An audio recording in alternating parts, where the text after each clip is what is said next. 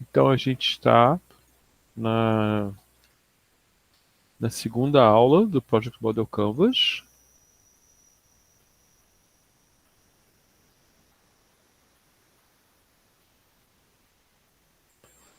E a gente tinha parado a nossa aula, né, na questão dos requisitos. E vocês trabalharam, né, e fizeram, estou vendo aqui que pelo menos todos preencheram os requisitos. Significa o que então? Isso significa que a gente sabe por quê e o que vai fazer, né? Então isso aqui já é um grande passo, né, como um acordo entre as partes.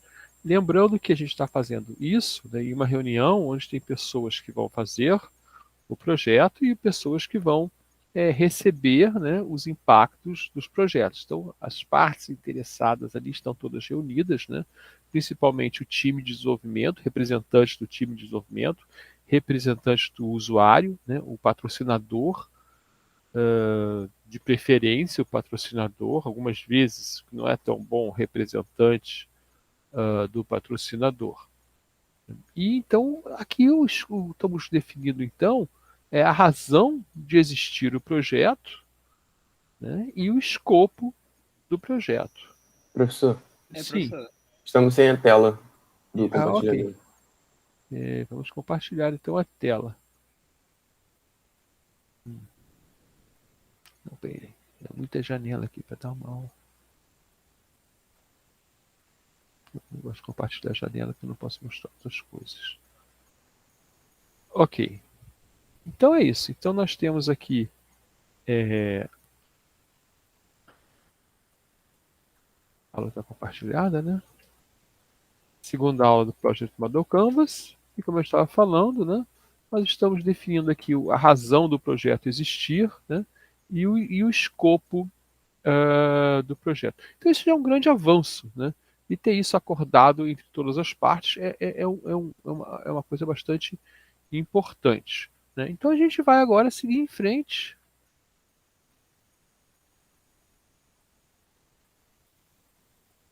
com o nosso projeto, né? E a gente acabou, né, de passar. Na verdade, nós descobrimos as oportunidades do projeto e nós agora acabamos de fazer os requisitos do projeto. Tá? Agora é melhor saber quem participa do projeto, certo? No final dessa aula, eu vou fazer comentários sobre essa ordem. Né? Então, agora que a gente já fez o que, a razão de ser, por quê, né? E o que, o escopo do projeto, a gente vai em busca, né? A gente vai em busca de descobrir, na verdade, esse finalzinho aqui, o quando e quanto. Lembrando que todo projeto vive, né, dentro de um triângulo que é bastante importante, né, que é o triângulo do prazo, escopo e custo. Né? Então, a gente pode pensar o seguinte.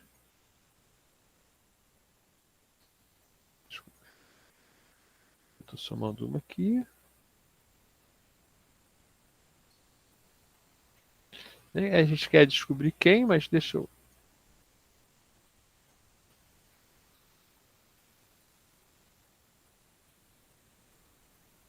Acho que eu botei transparência no lugar errado.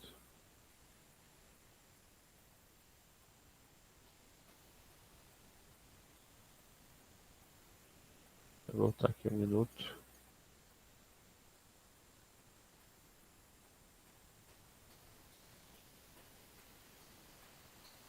Ok.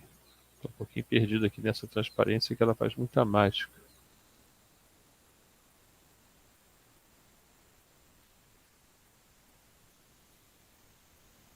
Então, vou botar minha transparência nova. Opa, aqui cheguei nela.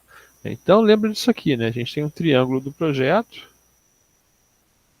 né? A gente tem que controlar tempo, tem que colocar custo e tem que colocar escopo. E, na verdade, a gente definiu esse escopo, certo? Agora, para poder definir o custo e o tempo, a gente vai ter que chegar em algumas informações adicionais, né? Então, a gente vai ter que descobrir isso aqui, ó. Que equipe e que entregas eu vou precisar, né, para poder chegar ao meu tempo e ao meu custo, certo? Para ver os outros triângulos, as outras partes desse triângulo do projeto. Então, isso aqui, né, a gente definiu o escopo, é como se a gente estivesse emitindo uma onda aqui, né? Para poder descobrir o tempo e os custos, e para isso a gente vai ter que saber o esforço, né, e as entregas, né, no tempo. No caso, esse método procura calcular o custo, certo? Então ele vai a princípio, né, tentar resolver o que eu tenho nesse escopo e nesse tempo. Então a ordem dele é mais ou menos escopo, esforço,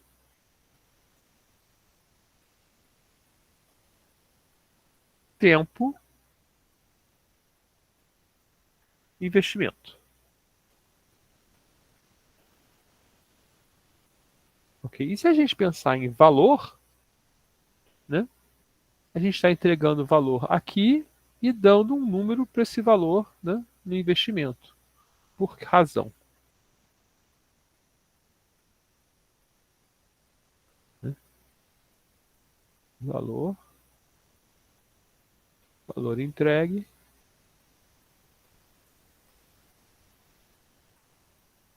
valor financeiro. Ok? Então a gente pode ir pensando, né, nas outras coisas que a gente falou no curso, né?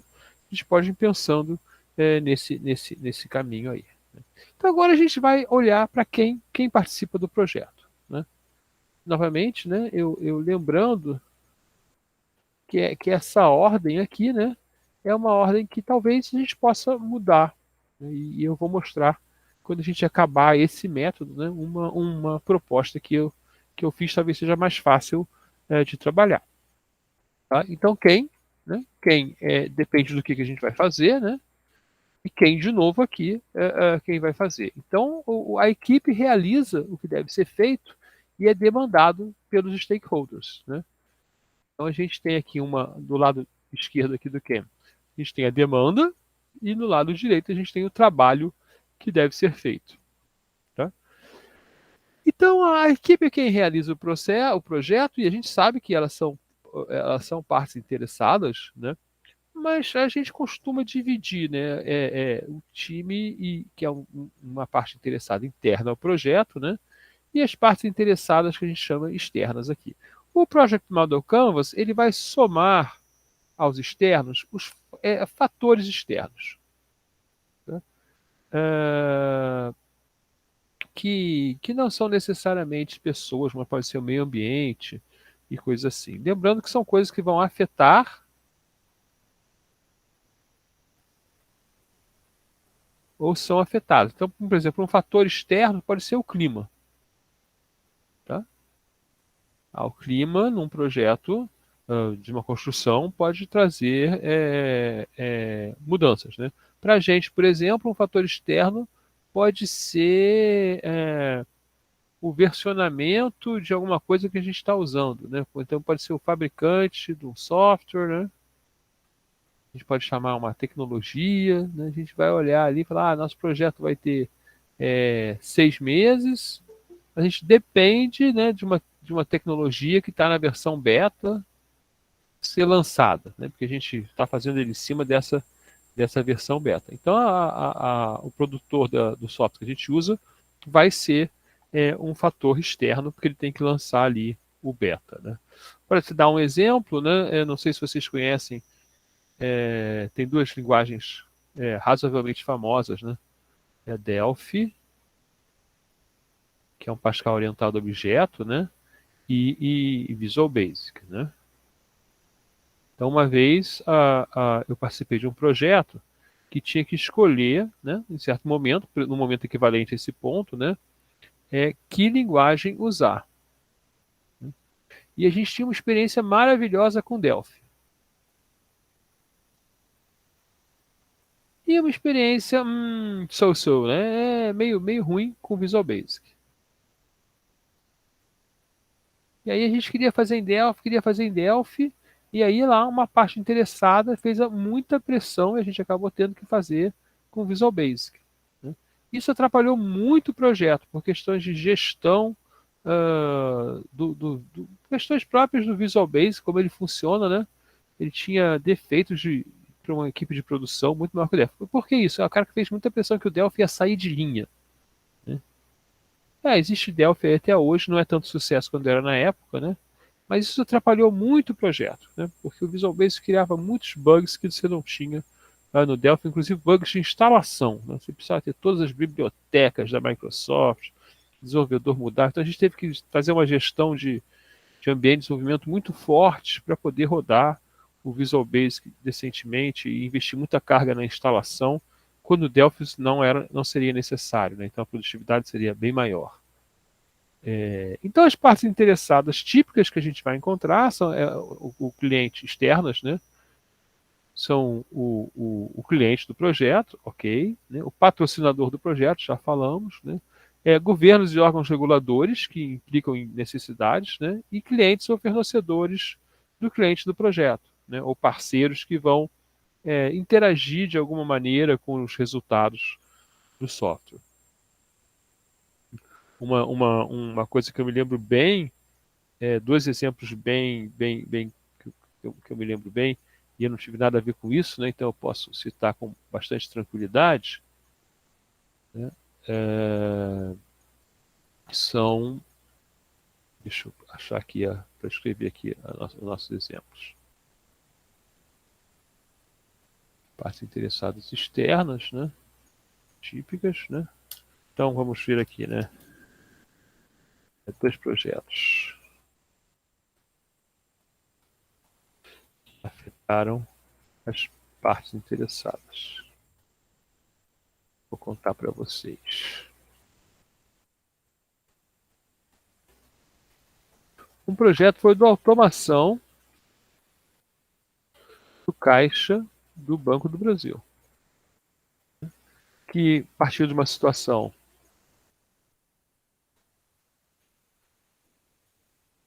o seguinte, tudo era mecânico,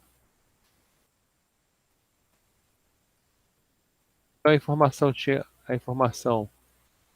que ser repassada para o sistema, né?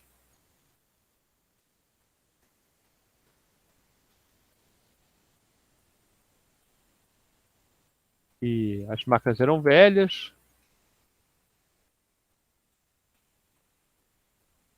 o rendimento era mais lento. O que aconteceu?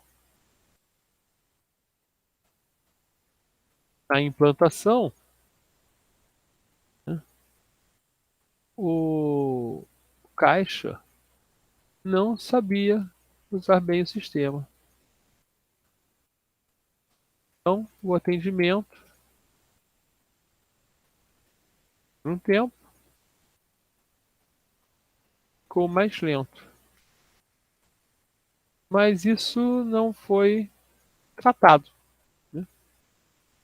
Chegava lá, você ficava irritado porque o caixa era incompetente, vamos dizer assim. Né? Você não sabe usar o sistema. Pô, mas o caixa ou foi mal treinado, né? Então criou uma revolta assim dos clientes, né? E até nos caixas mesmo, né? Porque o sistema novo não funcionava. Né? Outro sistema que eu tenho conhecimento, né? Também não tem nada a ver com isso, foi também um sistema de automação, né? Para atendimento dos Correios. E aqui teve uma parte interessada, teve uma coisa interessante, que foi o seguinte, né? Cada caixa, o atendente, sei lá, tinha um sistema próprio. Tá? Computador, mais equipamento de entrada, né? Pode ser um leitor de códigos de barra, mais impressora. Okay? E aí a impressora, né, ela não funcionava o tempo todo. Quebrava, né? Acabava a tinta, acabava o papel. Isso parava o caixa.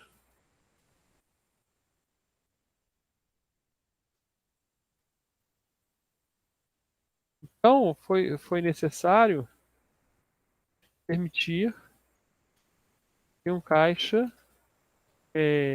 imprimisse na impressora de outro caixa. Então, então a gente vê quando o projeto vai entrar, né, tem muitos efeitos, né, que podem trazer muita imagem negativa, né, a uma instituição. Isso aí a gente descobre reconhecendo as partes interessadas, né? Nesse caso aqui foi meio uma surpresa, né? Mas no primeiro caso, né, podia ter sido verificado e podia ter havido um treinamento mais forte, né? Ou outras coisas do tipo. Tá? Então a gente vai tentar reconhecer, né? Talvez aqui, por exemplo, a gente tenha não, né, o fornecedor de impressora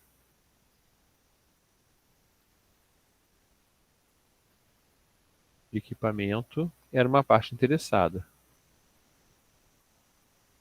Né? E aqui a gente está vendo os clientes, os caixas. Certamente esses aqui foram vistos como parte interessada, mas não foram analisados plenamente. Aqui foi interessante porque teve um piloto, né? Isso aqui foi identificado no piloto. Então aqui já houve um planejamento, né?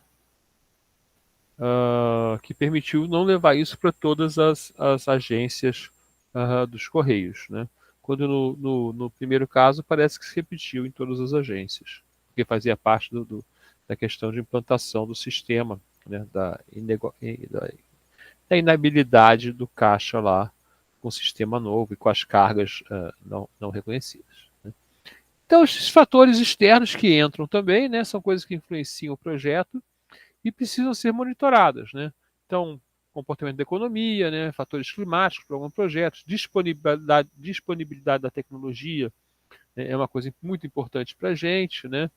Novas versões, produtividade de uma determinada tecnologia, né? Se eu vou escolher Java ou vou escolher JavaScript. Né? E aqui tem uma troca de segurança também, né? Segurança de uma tecnologia, confiabilidade, né? Quando você faz um programa em Java, né? Um sistema feito em Java, um sistema web feito em Java, a quantidade de erros que você encontra é muito menor que em JavaScript, né? Mas tem a complexidade de programação também, né?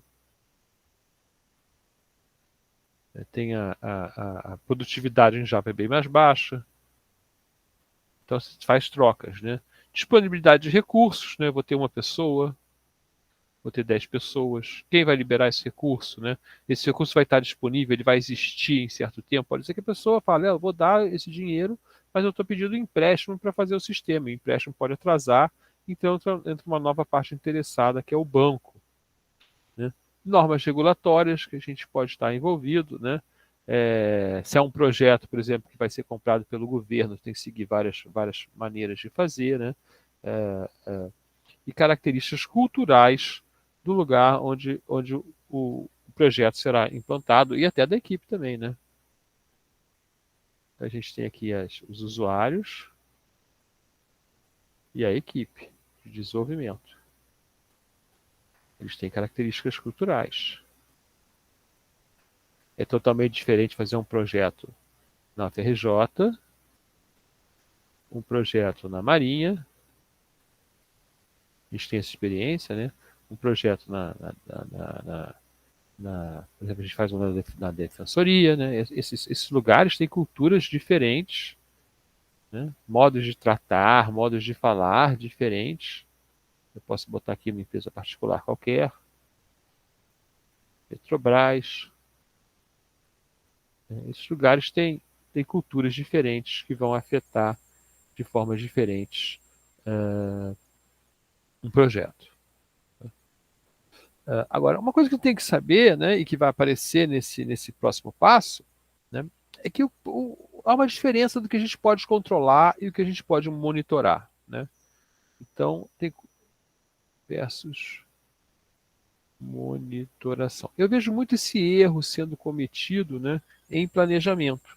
Qual é? Supor que você pode controlar algo que não pode ser controlado, só pode ser monitorado.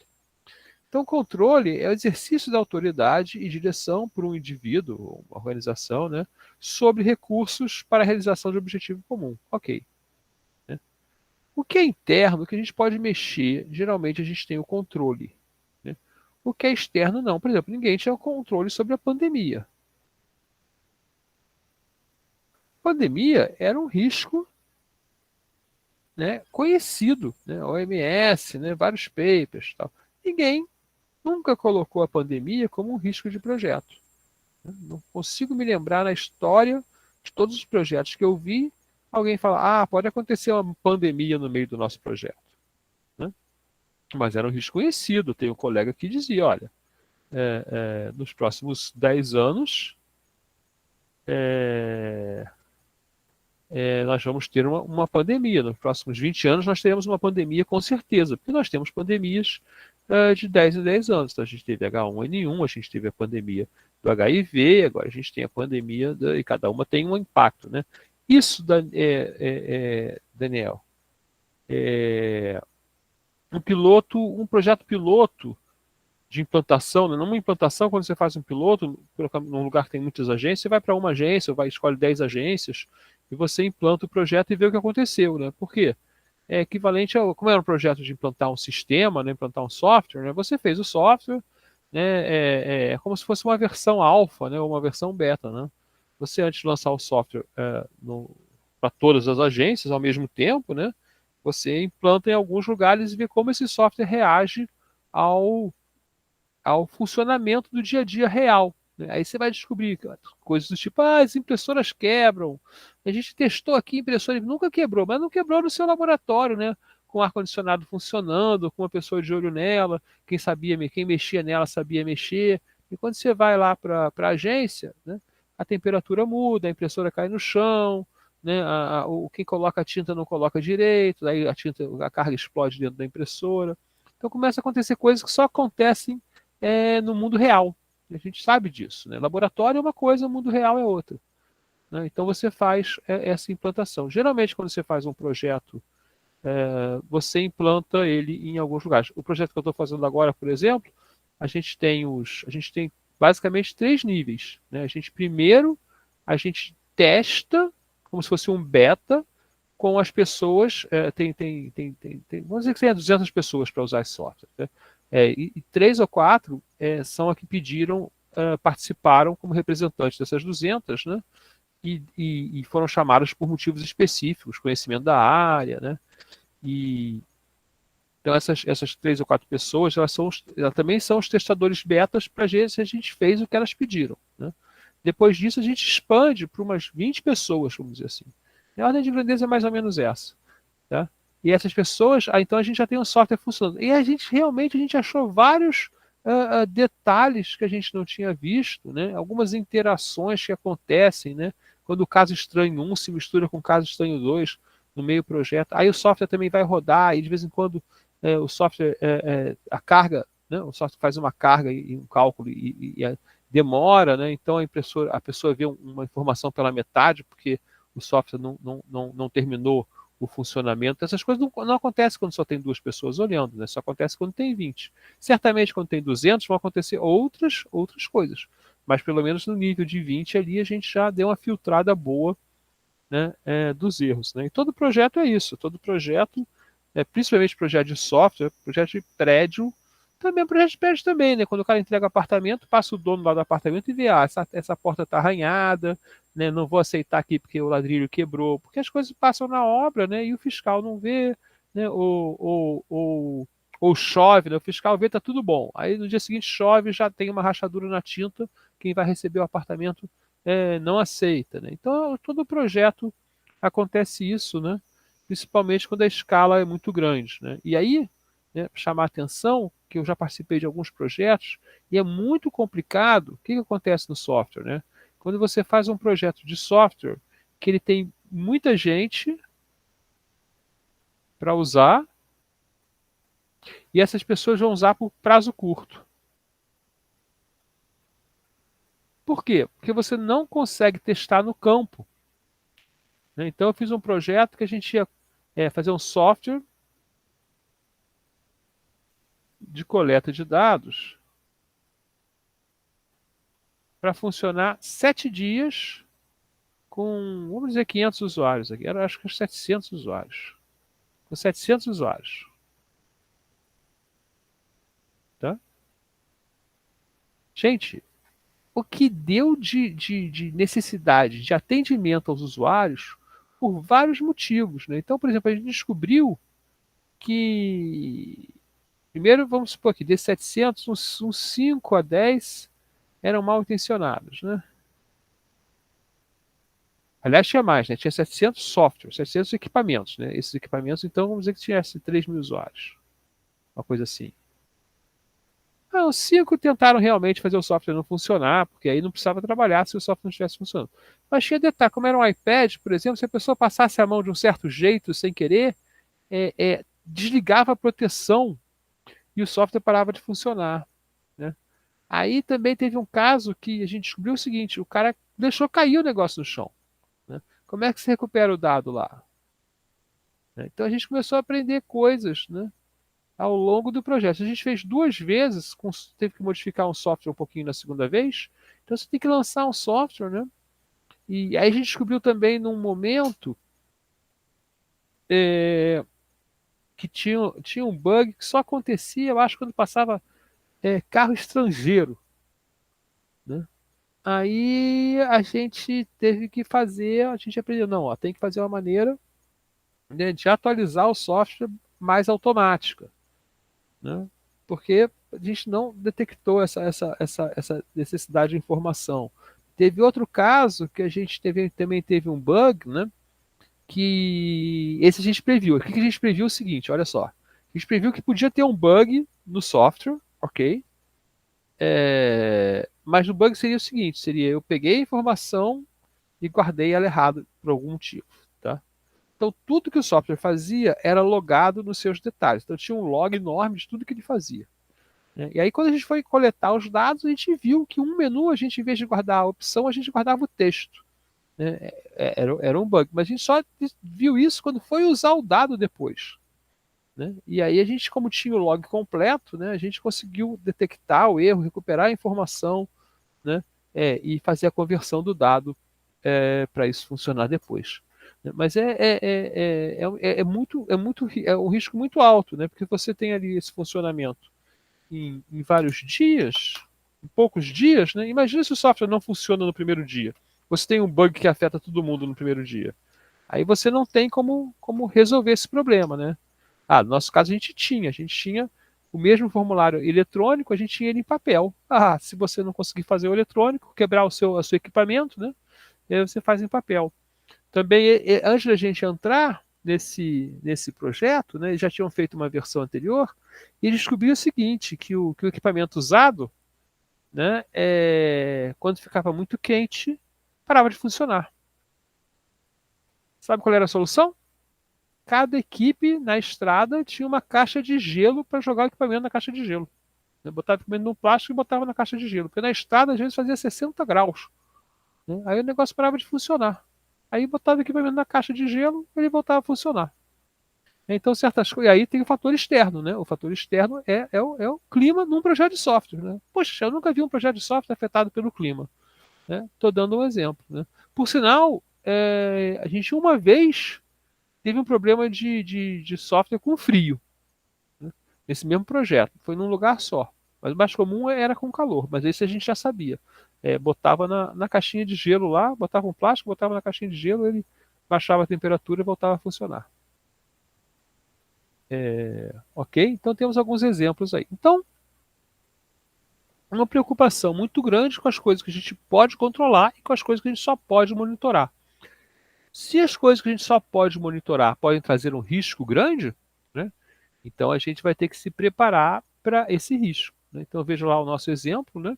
Numa primeira edição do evento, né, eu não tava, a gente não era parte, e o pessoal lá descobriu, olha, o equipamento está parando de funcionar quando a temperatura da estrada passa de 60 graus, né? Que deve ser uns 35, 36, sei lá, no ar, né? Aqui que a gente faz? Eles inventaram lá, né, essa reação. No segundo projeto já conhecia o risco, já fez a mitigação, o pessoal já ia com o gelo, né? Não precisava ir na esquina comprar o gelo para tentar fazer alguma coisa. Né? Então vamos lá. Né? Agora vocês vão fazer, deixa eu pegar o link lá do projeto para passar para vocês. Para quem perdeu aí o link, eu não fiz a descrição no Moodle, né? Então estou passando o link aqui nas nossas transparências. Estão me seguindo?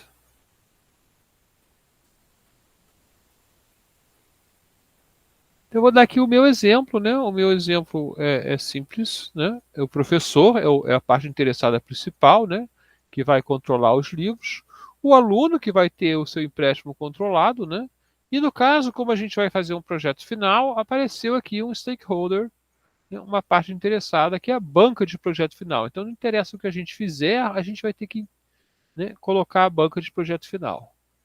Tá? A gente pode então procurar lá os stakeholders ah, dos projetos de vocês.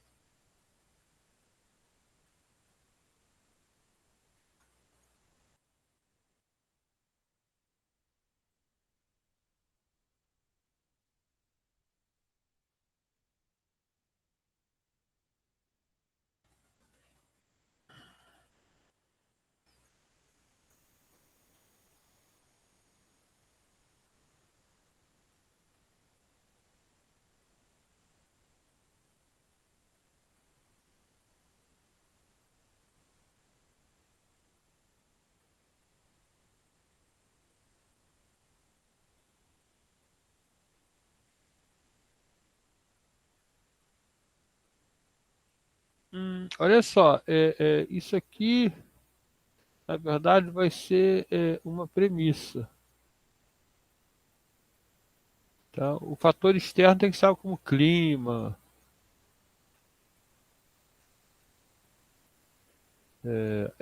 Essa aqui, existência do servidor pode ser existência do servidor. Pensei que era o servidor público, né, mas do software. Não, pode ser, por exemplo, aqui poderia ser quem vai pagar pelo servidor, né? Isso aqui são premissas. A gente vai ver daqui a pouquinho, Matheus. Aqui, por exemplo, pode ser o stakeholder, pode ser quem vai pagar pelo servidor, ou disponibilidade de energia no data center, né? Coisas assim, tá? Tem que ser. Isso aqui não é alguém que afeta ou é afetado, né? Isso aqui é o resultado desse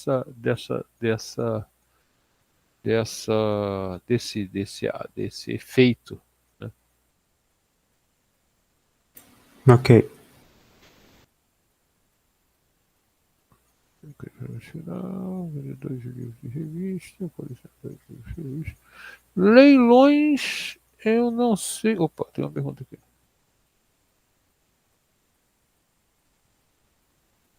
E vocês escolhem, né? Eu acho que seria legal fazer a nível de mercado, tá? Quem tá aqui? Quem tá aqui é o Jorge, a Ana e outro, uma chinchila anônima, né? Eu acho mais legal fazer como se fosse para o mercado. Esqueci essa banca de projeto final que eu coloquei, né?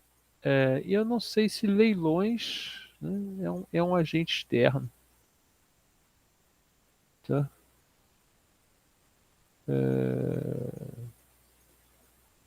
Não, realmente não sei. Leiloeiros, casas de leilões, aí eu falei, beleza, isso aí é agente externo. Isso aqui parece uma coisa que vai acontecer, né?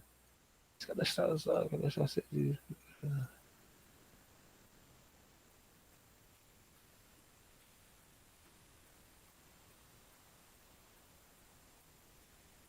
Ok.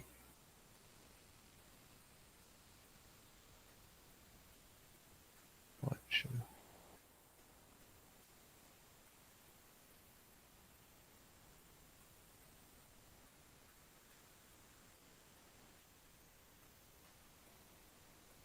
Ok.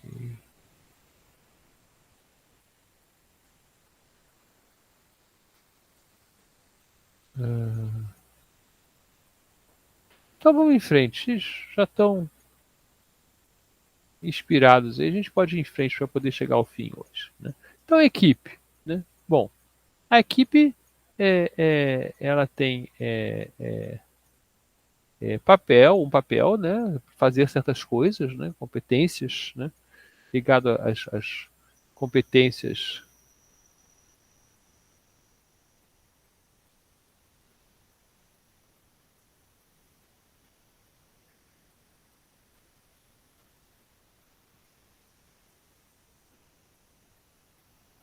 programador, analista, designer web, né? Pode precisar de várias coisas. Possivelmente pode ter ferramentas na equipe, né? Um exagero aqui de uso, né? Quando a ferramenta é muito importante. A equipe tem que ter autoridade para fazer as coisas, para entregar, né? A gente vai ver as entregas depois, né? Tem que ter habilidades e disponibilidade, né? Ou pode ser nomeado de alguma forma, né? Então isso aqui pode ser, por exemplo, 2 programadores, um analista, um gerente, né? Podem ser 5 desenvolvedores full stack, um product owner e um scrum master,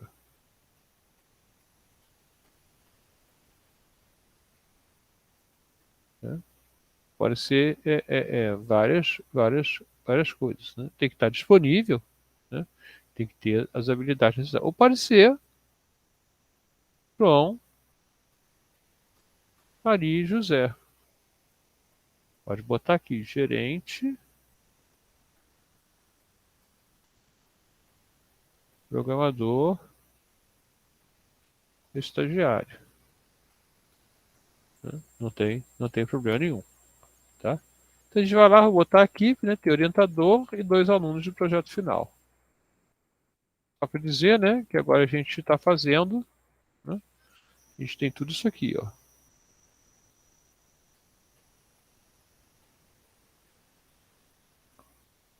Está cobrindo toda essa área aqui já do nosso projeto. Né? Na verdade, então, isso aqui, ok. Tá, então vocês podem botar a equipe aí. A equipe,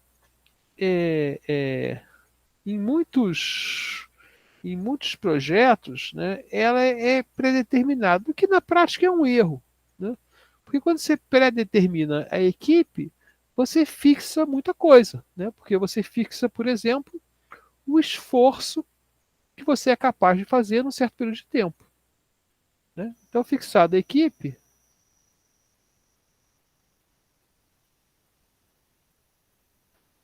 né, você fixa a taxa, chamar de taxa de entrega, né, ou esforço pelo tempo. Né? Que esforço é a nossa medida, pessoa, dia, ou pessoa, mês. Se eu só posso entregar, né, tantas pessoas mês, né, ou tantas pessoas dia, né, então eu só posso entregar, né, no tempo uma certa carga de trabalho. Tá? Então, mas ok, a gente vai ver isso, né? Isso pode ser negociado, né? E quando a gente for ver aqui as entregas e o tempo, a gente vai ver que pode negociar, botar mais gente aqui, tá? Então, onde eu estava aqui?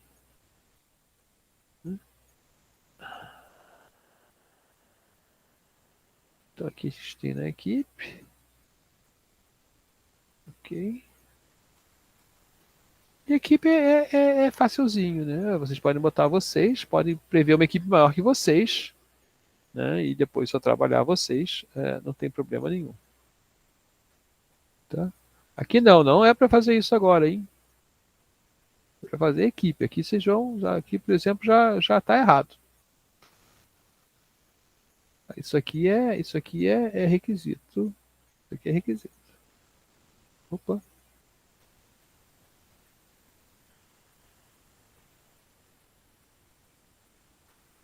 Ok.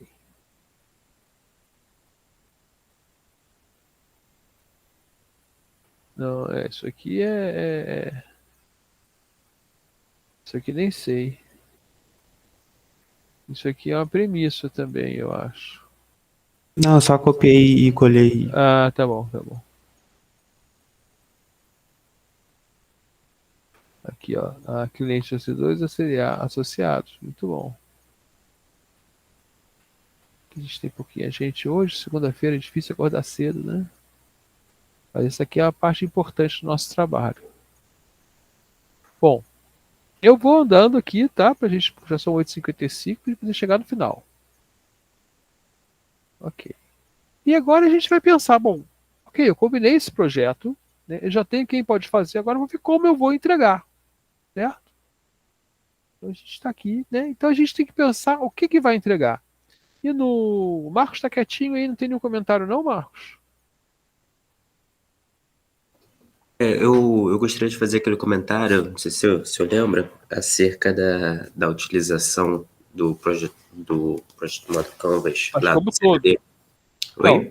como todo, a gente combinou, você vai fazer no final, mas como específico aqui de alguma dessas coisas que a gente está falando. Então, eu tinha esse comentário acerca do todo. O senhor prefere que eu faça no final? Do todo no final. Quando acabar essa concepção, né? Não é no final da aula, não, quando acabar a concepção.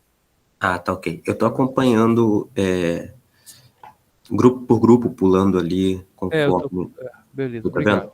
Se eu tô dando uma olhada ali no que o pessoal tá fazendo, e eu acho que uma coisa que eu poderia comentar é que não tô vendo assim, um comentário positivo. Não sei se o pessoal já usou a ferramenta antes, também entrei na metade do curso. Não.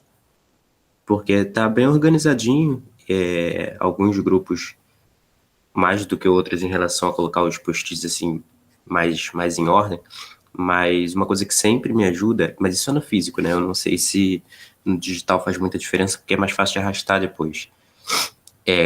Eu tento colocar eles bem alinhadinhos, sei que parece uma coisa bem relevante, mas para mim funciona bem para ajudar na visualização e usar cores diferentes. Também não É, sei se a gente tem um problema aqui, né, de alinhar, porque você está vendo aqui na tela que eu estou botando, eu tento desalinhar justamente para facilitar a leitura, né? Mas assim, eu também porque fica acho que pequena a fonte, né? para a fonte não ficar pequena, mas quanto maior é o papel, né? Aí mais organizado você pode ser, e eu não só alinhado assim, até para ficar bonitinho, né? Sim, por exemplo, você pode botar uma sugestão desalinhada, né? Você tem vantagem de alinhar o que está combinado, né? Aí bota uma sugestão desalinhada, né? É botar sempre numa ordem de prioridade, né? Exato. O que eu quero dizer assim, deixa eu tentar reformular. No digital, você consegue mais facilmente mudar as coisas. Então, por que que a gente não, por exemplo, não usa essa vantagem para usar tons diferentes ou cores diferentes para fazer coisas diferentes? Ou para ideias que não estão, por exemplo, ideias que já decidimos, ideias que estão sendo processadas, Isso. ou só sugestões, por Eu exemplo. estou usando aqui, né? Os meus comentários. Ah, aqui não, peraí, deixa eu botar aqui nos alunos, né? Cadê? Sim, os comentários seus fazem cores diferentes. A ideia é essa, é aproveitar essa A vantagem que facilidade traz o do digital. digital. E os grupos também podem usar, tipo, coisa que eles têm razão, que eles têm certeza, botar de uma cor, Isso, coisa que então, não essa botar seria a de minha outra. sugestão. Normalmente eu faço num A3. Eu não usei tanto É, assim o modo Canvas. Normalmente eu faço num A3 físico e aí uso uns post-it de 3 cores diferentes. é. Justamente para isso. Coisas que a equipe já decidiu, coisas que a gente tem que discutir detalhes ou ideias que ainda não foram discutidas. Talvez poderia ser uma dica interessante. Eu não sei como eles estão se comunicando também para decidir essas coisas, mas usar isso como um Kanban, né? Usar como uma. A gente não sabe o que é Kanban, mas tudo bem. Mas outra coisa interessante aí, né? Então a gente tem isso, usar as cores com significado, né? Pode usar até formas, né? É mais fácil trocar a cor do que trocar a forma. Então, e o comentário é que na sala de aula a gente faz com E3 e com os post-its pequenos, para sobrar mais espaço, né? É mais ou menos E como eu faço também. o ideal é fazer na parede, né? Com um, um A1 pelo menos, né? Com post-its grandes. E aí usar os pequenos para marcar coisas nos post-its pequenos, Uhum, grandes, né? Como não os enormes, né? Tem uns post-its enormes, não. Com post-its normal, vamos dizer assim, né? uhum. Porque a gente depois tem outro método que a gente usa aqueles post-its grandes, né? Por exemplo, como marcar prioridade aqui nos benefícios com os post-its pequenininhos, né? Qualquer comentário. Então isso aí mas é isso, é usar as ferramentas que a gente tem para melhorar, não é melhorar o método, mas melhorar a prática do método, É a né? comunicação. Aqui, por exemplo, é muito fácil trocar de cor. Então, quando você usa cor como prioridade ou como estado do negócio, né, aceito, proposto, tal, é muito bom, né? A gente pode botar tipo amarelo proposto, verde o aceito, né? E pode até botar em vermelho os recusados e você fica sabendo, ó, os recusados foram esse aqui, né? Isso seria legal também, para fazer uma análise mais tarde de o Pois que que é. não entrou e por quê. É, O que na mão seria difícil de fazer, ou no mínimo ia gastar seus post-its. Aqui não. é. A nossa experiência, por exemplo, de trabalhar com Scrum digital em vez de papel, né? O quadro Kanban, né? É que você tem a história toda, né? Então você sabe que dia o papel saiu um produto saiu de um lugar para outro, né? Quando você está no quadro só, você só sabe números, só sabe principalmente de tarefas. Você sabe que a tarefa está no estado X, mas você não sabe que dia ela saiu do estado X para o estado Y. Isso. Então, quando você faz no computador, eu fiz um software para isso, né? Você tem tudo isso guardado. Então, você olha o histórico, pode fazer análise, pode fazer. E aí, o que que eu fiz, né? Um tempo depois, a gente fez uma modelagem do Scrum, e aí confirmou o nosso modelo em cima dos dados dos projetos que a gente tinha feito em Scrum. É uma modelagem dinâmica do Scrum. Aí foi uma dissertação de mestrado. Talvez você gostasse de ler. Já fiquei interessado. Né? Vou mostrar. Ok. Vamos em frente então aqui. A gente vai passar da equipe. Tá? Depois eu mando por algum lugar ou o Vou te nome, mandar. pelo menos. Vou te mandar. Então, gente, vamos voltar aqui, né? Esse papo aí entre a gente aqui. Espero que tenha sido elucidado alguma coisa, pelo menos. Né? A gente fala umas palavras que vocês não conhecem ainda, mas vocês vão aprendendo algumas durante o curso. Né? E a gente está nessa parte. Então, a gente vai ver como entregar o projeto. Né? E a primeira coisa que a gente tem que pensar, então, nesse grupo aqui, que é o grupo azul claro, né? E aí, por exemplo, você pode também usar post-its diferentes para significar essas coisas. Né? Usar cores para usar na caixinha que tem aquela cor para você ficar com uma estética melhor e ficar mais fácil de ver. Né? Então a gente tem várias opções das cores aí. O legal é usar, né? Usar a cor, usar o tamanho para significar algo né, que não está. Né? Então a gente tem que pensar primeiro no que vai entregar. Né? E existem duas metodologias hoje clássicas de pensar o que vai entregar. Né? Uma é o Work Breakdown Structure, que traduziram para estrutura analítica de projeto, que eu acho um nome horroroso. Né? Aqui é como o trabalho é quebrado. Aqui é a estrutura analítica. O que é uma estrutura analítica? Nada, né? Então, esse nome é muito ruim. Né? Ou então o backlog do produto, né? Também é uma maneira de pensar, né, o que vai ser entregue ao longo do tempo. Né? E aqui não tem uma regra específica, né, de como falar as entregas. Tá? Então, as entregas podem ser. Isso também acontece no Work Breakdown Structure, né, no WS ou no EAP. Né? Tanto podem ser os produtos que você vai entregar, como as fases que você vai cumprir. Né? O importante é que seja tudo no mesmo nível. Ou seja, se você está falando de fases que você vai cumprir, né, você só pode botar fases. Se você está falando de produtos parciais ou integrais que você vai entregar, né, só pode falar disso nas entregas, tá? Que é equivalente a um nível do EAP. Né? Então é isso que eu falo, ó, várias metodologias podem ser usadas para essas entregas. Tá? Ok. E as premissas? As premissas, a minha experiência mostra, né, que vocês têm uma certa dificuldade de usá-las bem. Né? Isso significa que todas as pessoas têm essa certa dificuldade. Tá? Eu mesmo fico perguntando, mas isso é uma premissa? Né? Então a ideia é a seguinte: ó, um projeto é um plano. Tá? Um plano de fazer algo, trazer você daqui para cá. Tá? Situação atual, situação futura. Né? Quando você faz esse plano, você supõe certas coisas. Você supõe, né, que o seu trenzinho vai passar num trilho. Tá? A premissa são os trilhos.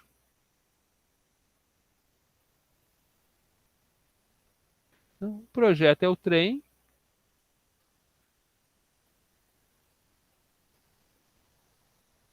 Gente, essa metáfora, eu não sei. Eu estou gostando dessa metáfora. A premissa são os trilhos.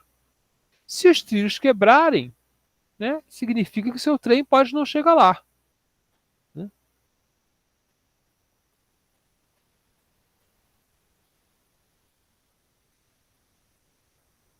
O que é o trilho? Como é que o trilho não chega lá? Né? São os riscos. Ou chega com problemas. Né? Você vai ter que consertar os trilhos. Então, isso aqui vão ser os riscos. Tá? Então, nada que você faça ou que você tenha o controle é uma premissa. Tá? A premissa você não tem controle. Né? Ou pelo menos não tem controle total. Né? Você assume, ó, eu vou assumir que eu vou receber dinheiro todo mês. Eu vou assumir que não vai ter uma explosão no meu prédio e todas as pessoas vão morrer. Eu vou assumir que eu vou conseguir contratar a minha equipe de 10 pessoas, né? Porque eu não tenho nenhuma ainda. Eu vou assumir. Então, várias premissas são importantes ou não, né? E aí você não vai nem botar aí para o projeto, né? Eu vou assumir que eu vou conseguir comprar. Eu estou fazendo um projeto de um data warehouse, né? Então, você vai desenvolver o data warehouse, né? Mas você sabe que tem que comprar um servidor e tem que chegar no prazo, né? Mas agora, por exemplo, a gente viu na pandemia, né? A falta de chips e coisas assim. Então você vai assumir que as coisas vão chegar no prazo e você pode ver que tem um processo. Por exemplo, se tem uma concorrência pública para comprar um servidor porque ele é mais de 300 mil reais, sei lá, mais de 100 mil reais, então você tem que assumir que o prazo da concorrência vai ser cumprido. Nunca é, né? Isso eu posso garantir a vocês, né? E aí você vai ter um risco que vai exigir um plano de gestão de riscos, né? Que vai exigir uma mitigação desse risco não atrapalhar o projeto, né? Essas premissas, eles são garantidas, né? Ou são afetadas pelos stakeholders envolvidos, né? Então, ó, o gerente vai ter que, né? Então, ó, tem o nosso problema é comprar o servidor. Então, a área de TI é responsável por comprar o servidor. Então, a área de TI passa a ser uma parte interessada, né? Ou, sei lá, o comprador, ou a área de compras, né? Passa a ser a parte interessada, que não estava no meu projeto. No meu projeto não vai atender a área de compras, ela não é a parte interessada. Aí você descobre, não, mas vai ter que comprar o servidor, vai ter que comprar o compilador, vai ter que. Então aparece uma nova parte interessada aí, que é a área de compras da empresa. Então, uma premissa típica de um projeto de construção civil, né, o regime de chuva será típico, né? O equipamento tem o desempenho adequado. Então, por exemplo, a UFRJ, né, comprou um supercomputador, né, que não teve o desempenho adequado. Ele foi devolvido para a empresa por causa do contrato, garantia que ele ia produzir tantas execuções por minuto, lá por segundo, e ele não fazia isso, devolveram o computador, né? Compraram outro, né? O índice médio de falta é 5%, né? O dólar ficará abaixo de um certo valor, né? Não devemos ter premissas negativas, tá? Então, por exemplo, você não pode ter uma premissa, né? Eu sei aqui que todo ano tem dias de greve aqui na universidade. Há quanto tempo a gente não tem, né? Então eu não posso escrever isso. Eu posso escrever, né?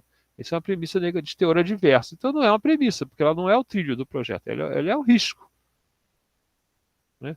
Risco, né? Risco, ok?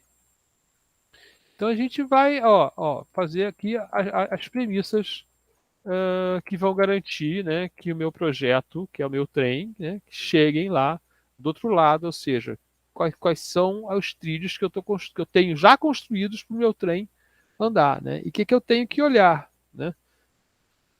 Então a premissa, por exemplo, os celulares Android são compatíveis entre si, né? O trabalho tem escopo adequado ao projeto final, né? São premissas que a gente está garantindo aqui de alguma forma. Então, vou deixar vocês aí 3 minutinhos olhando as premissas. Depois, a gente vai precisar acelerar um pouco, né? E depois vocês vão. Eu não posso mais usar 10 minutos para cada caixinha, mas depois vocês vão poder, em casa, né, melhorar isso. Então, vamos buscar aqui uma premissa, né? Do projeto, ok? Então, isso também é uma coisa que a gente tem que pensar, né? Estou vendo aqui um grupo, né, que está pensando numa premissa quando o projeto estiver pronto, não é a mesma coisa, tá? Então aqui, né, essa premissa aqui é de quando o projeto estiver pronto. Ou você pode, não, já era uma premissa do projeto, eu preciso do servidor funcionando para testar, né? Então era legal botar uma data aqui, né? Aqui, se você está num... esse aqui é interessante, porque essa premissa vou botar aqui um rosinha nela aqui, que eu estou discutindo ela. Porque se você nem precisa começar o projeto, né? Se é um projeto voluntário, essa premissa aqui é interessante, né? Bom, ficou boa essa aqui agora, né? Agora, esse aqui vai ter tempo para trabalhar no projeto, né? São vocês, né? eu não sei se eu faria essa premissa em geral, né? Em alguns projetos ela aparece realmente, né? Mas nem é um projeto, né? Se você não tem tempo para pessoas trabalharem, não é nem um projeto. Vou seguir em frente aqui, tá? Só porque eu preciso olhar todo mundo. Então, essas aqui também parecem ser premissas, né? Vou botar um rosinha claro também. Parecem ser premissas aqui, né, do software funcionando, né? E a gente quer premissas do projeto. Isso é muito importante, que a premissa seja do projeto. Aqui eu tinha falado com esse grupo, né? Sobre fazer para um time só, né? Então essa aqui não seria uma premissa, tá? Porque o time já seria o seu contratado, tá? Mas, por exemplo, você pode fazer uma premissa que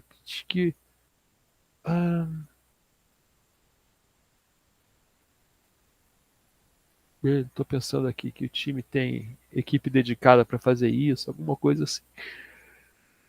Agora aqui andando aqui, isso aqui eu já vi.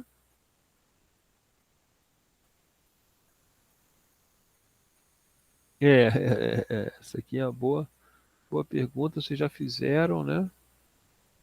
E então eu acho que vocês vão ter dificuldade, tá? Sempre de controlar essa questão, se a premissa é do projeto ou se a premissa é do funcionamento, depois que eu entreguei o projeto daquilo funcionar, tá?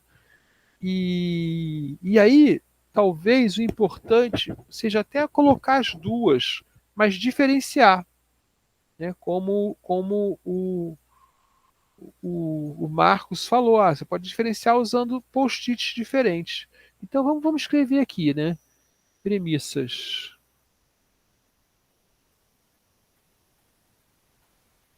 A princípio, né, elas são para acabar o projeto, né? Mas também você pode considerar para usar o resultado do projeto de forma útil.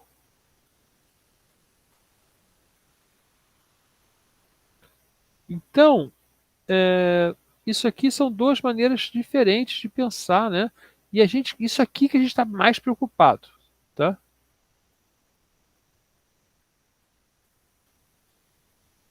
Que a gente quer entregar o projeto. Mas isso aqui também é importante, então pode ser é, é, é, é, pode estar em outro projeto, né? Que é o projeto do uso, como vai ser feito, mas pode estar indicado que é uma premissa diferente, é um tipo diferente de premissa, tá? Então elas são de tipos diferentes. E eu vou continuar, tá? Agora as entregas, né? As entregas, então, elas são como que eu vou entregar valor ao usuário, eu tenho que poder ser tangível, mensurável, ou seja, eu tenho que ver que você entregou, tá? E a gente deve olhar as mais relevantes, né? As que significam algo. Não precisa ser exaustivo aqui, tá? Cada detalhezinho do que você vai fazer, né? A gente geralmente grupa em algumas entregas, né? Que identificam por que esse projeto vai ser feito, a lógica, né? Então a gente vai agrupar entregas menores e maiores e coisas desse tipo, tá? Então as minhas entregas, por exemplo, eu decidi botar em telas, tá? Em 4 grandes telas principais, né? A tela de empréstimo, que é o meu foco principal, eu quero poder emprestar o livro, né? A tela de cadastro de livro, né? Porque quando o livro não estiver cadastrado, eu tenho que cadastrar, né? Outros cadastros e os relatórios do sistema, né? Okay? E agora, outra coisa que a gente tem dificuldade, né? É as restrições. Quando eu falo dificuldade, significa dificuldade de acertar entre todo mundo que está nessa reunião, né? E aí vocês vão ter uma dificuldade para entender a diferença, tá? Porque é isso que vai acontecer na reunião. Vocês estão tocando nesse assunto da primeira vez, né? Do que é restrição, do que é requisito, do que é premissa, né? Porque essas coisas elas se confundem um pouco no universo. Então, vou botar aqui. Tá? Existe alguma confusão, né, entre o que é requisito, o que é premissa e o que é restrição. Isso no mundo real, tá, gente? Não estou dizendo que as pessoas. Então não se espantem de você ter uma dificuldade com certo item, né? As pessoas confundem o que é restrição. Então vamos dizer para a gente o seguinte: as restrições são as limitações impostas ao trabalho, né, da equipe. Né? Então que elas diminuem as liberdades de como eu atendo o requisito. Né? Então eu posso ter período de trabalho, né, quantidade de pessoas ou equipamento que podem ser alocados, né, limites de logística, né, questões legais, descarte de produto, contratos que devem ser seguidos, né, valor máximo que pode ser gasto. Então, qualquer coisa que não é ideal para o nosso funcionamento, né, é uma restrição. E aí surgem algumas dúvidas. Né? Por exemplo, eu tenho aqui, né, é, é, três itens que eu pensei inicialmente como restrição. Tá? O primeiro é usar uma linguagem específica, né? E os outros dois é que tem que ficar pronto em 2 períodos e só pode usar 3 alunos de projeto final. Veja aqui, nesse caso, né, os dois que ficaram em restrições são realmente restrições. A gente não tem nenhum controle sobre isso. Então a palavra controle volta a aparecer aqui. Né? Falta de controle. Eu não posso decidir outra coisa. Tá? Ninguém que está naquela reunião ali, projetando o projeto, pode decidir outra coisa. Por quê? Porque tem que acabar em 2 períodos e tem que usar no máximo 3 alunos. Então não tem, é uma restrição. Mas eu só vou usar 2. Tá bom, você está dentro da restrição. Porém, usar um ambiente específico de desenvolvimento, porque o stakeholder pediu, não é uma restrição, porque a gente pode convencer o stakeholder a mudar. Então, ele é um requisito do stakeholder, é um requisito que a gente chama de requisito não funcional, a gente vai ver mais tarde no curso, né? Mas ele não é uma restrição, porque quem está naquela reunião ainda tem controle sobre essa decisão. Porém, se a empresa fala, só pode usar, só pode programar em C++ aqui, ou só pode programar em Java. Não tem opção. Essa decisão não pode ser mudada. Então, novamente, voltamos a ser uma restrição. Então, restrição a gente não tem como negociar. Ok? Então, vamos ver se vocês têm aqui alguma restrição. Vocês podem, aqui, por exemplo, deixa eu ver se eu consigo imaginar alguma restrição para vocês.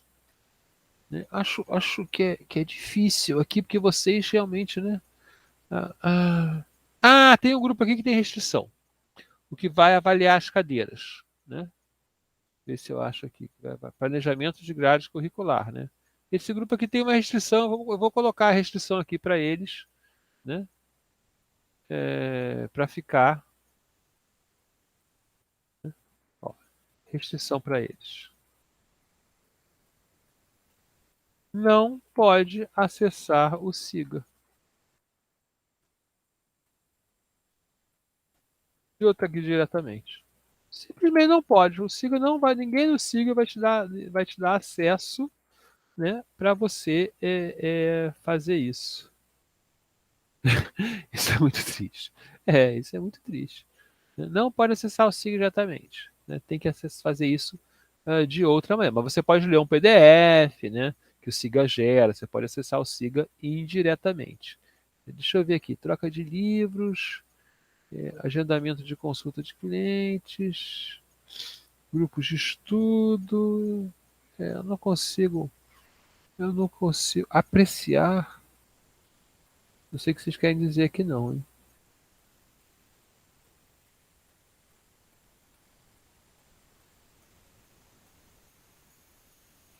Avaliar disciplina. Novamente aqui, a mesma restrição, né?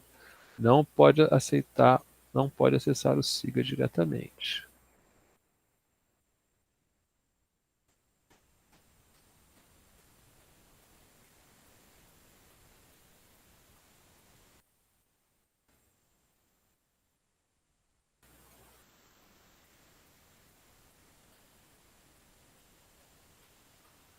Aqui eu não. Bom, aqui também não tem ninguém. Onde tem gente. Não, aqui não é uma restrição, né? Isso aqui. Você que está decidindo, né? A sugestão que eu estou colocando para o seu só ficar mais fácil de projetar só, né? Mas na verdade não é. Inclusive você pode pensar que o Barcelona vai querer fazer isso para vários times que ele é dono, né? Agendamento de consulta.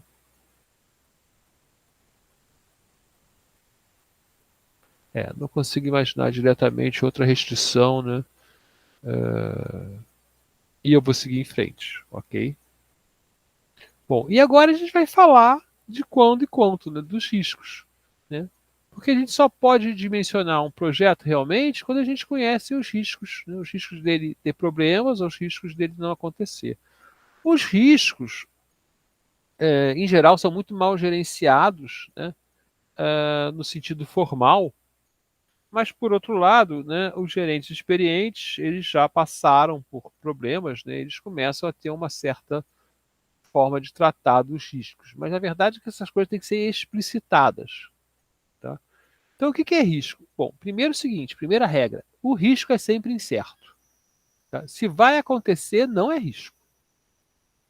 Ok? Vocês têm, isso aí que vai acontecer. Meus funcionários vão entrar de férias. Não é um risco, tá? Porque eles vão entrar de férias. Ok? Segundo, um risco ele tem que ser gerenciado. Né? Então, gerenciado significa que você vai planejar, né, identificando os riscos, né, quantificando os riscos,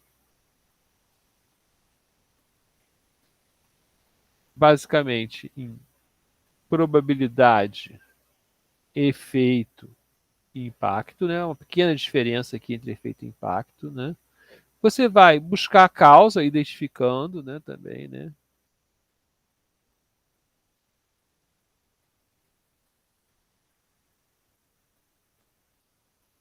E fazer um plano de monitoração para você identificar que o risco está acontecendo, de mitigação para você diminuir os efeitos dos riscos e de resposta imediata. Né? Então, eu vou dar um exemplo aqui, né? A gente fez um projeto, né, que tinha que comprar um software caro, né, um servidor caro que não vendia no Brasil. Então, a gente fez um software que precisava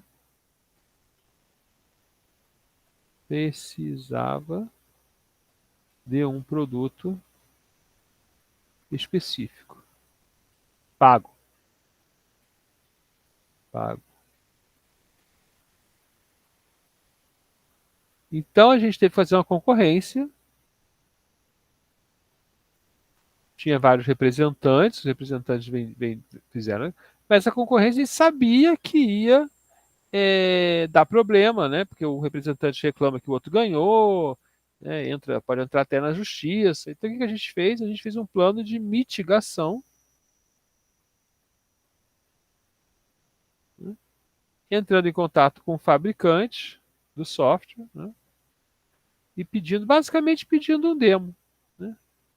Explicou a situação, falou: ó, é uma empresa do governo, tem que fazer uma concorrência, né? Vocês têm 3 representantes no Brasil, eles vão competir na concorrência e pode ter que outro produto similar entre na concorrência, mas a gente quer tentar começar com o de vocês, e então vocês têm, o que vocês fazem? Vocês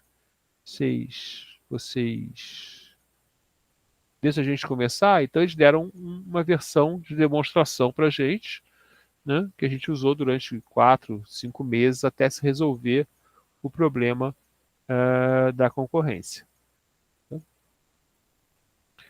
outro risco, né? Então, o nosso risco, tá? O nosso risco tem uma causa que provoca o acontecimento do risco, né?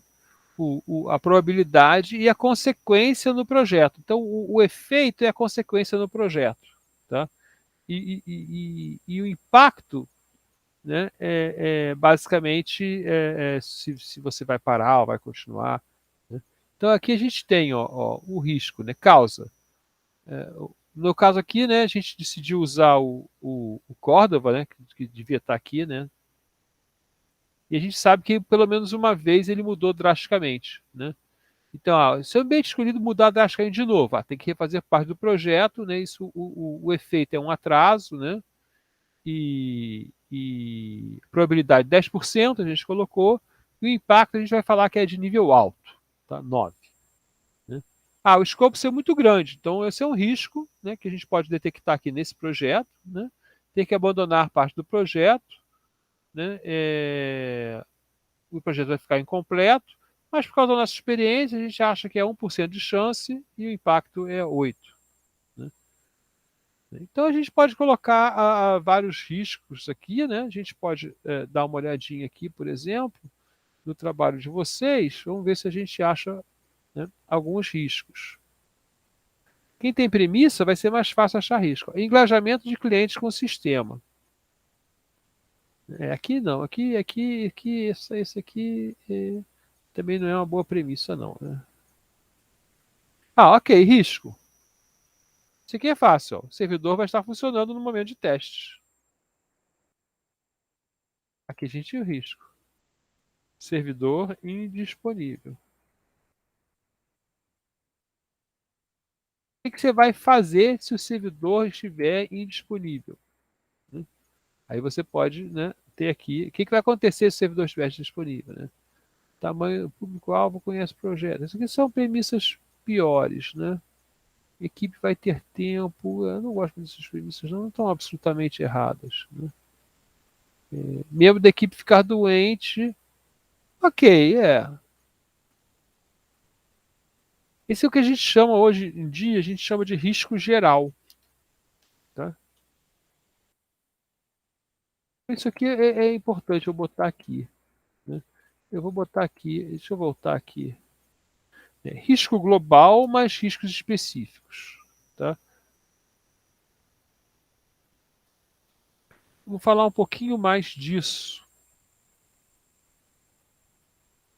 Professor, Sim. se o aluno não souber, se ele não conhecer alguma tecnologia, né? Uma linguagem, por exemplo, uma linguagem de programação que o grupo todo quer usar, isso seria um risco?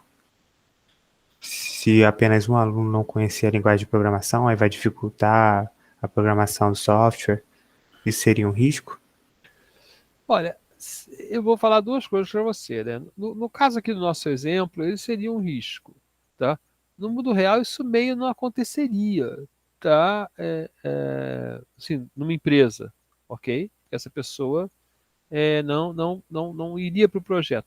Mas no mundo real acontece muito o risco da tecnologia nova não ser tão fácil quanto a pessoa espera, tá? Então, por exemplo, você faz um projeto que vai usar uma tecnologia nova. A empresa programava e vai decidir programar agora em Angular, programava em outra coisa. Mas viu que Angular é bom, fez curso de Angular. Aí você vê, esse projeto tem um risco, porque está decidindo usar uma tecnologia nova, tá? Então, deixa eu chegar Ok. aqui. Não sei se foi claro? Razoavelmente claro. Entendi. Não, entendi. Obrigado. Então, deixa eu olhar aqui, ó. Eu vou botar aqui, ó. Riscos. Deixa eu andar aqui. Riscos genéricos versus específicos. É muito importante, tá, gente? Porque a gente já conhece alguns riscos genéricos. Tá? Então, genéricos seria todo projeto específicos só do projeto. A gente tem, por exemplo, entre riscos genéricos, né, a gente tem. Eu preciso de organizar aqui um pouquinho a minha mesa. Por exemplo, a continuidade da equipe.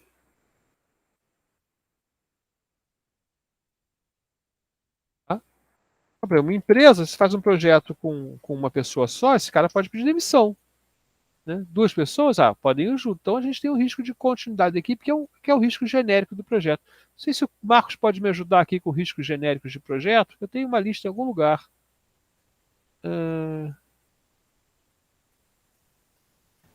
Eu não tenho uma. Eu entendo o que você quer dizer com riscos genéricos, mas eu não tenho uma lista. Eu posso procurar aqui, talvez eu encontre alguma Eu estou coisa. olhando aqui, só para me lembrar. Eu tenho uma lista de riscos genéricos de projeto de software em algum lugar, mas no momento eu não tenho. E esse aqui não, esse aqui eu não consigo listar.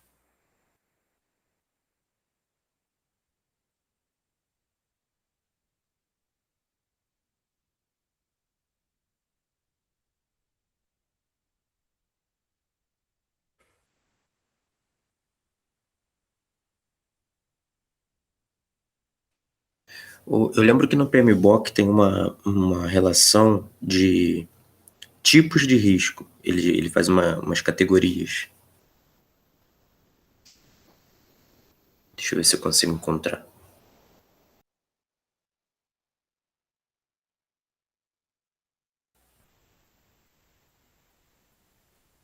Você pode encontrar checklist desses riscos.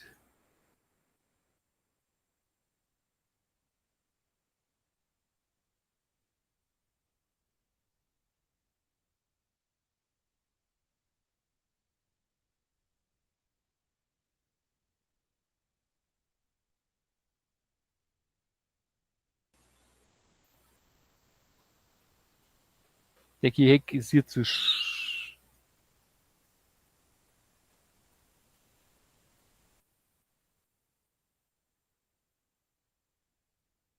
Algum projeto você vai fazer, por exemplo, não tem ninguém que realmente saiba como fazer aquilo, que é uma coisa nova, né?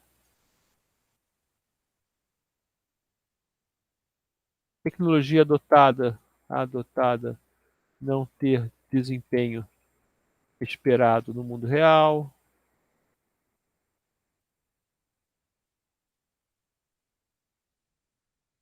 Habilidades da equipe não serem maduras. Professor, Fala.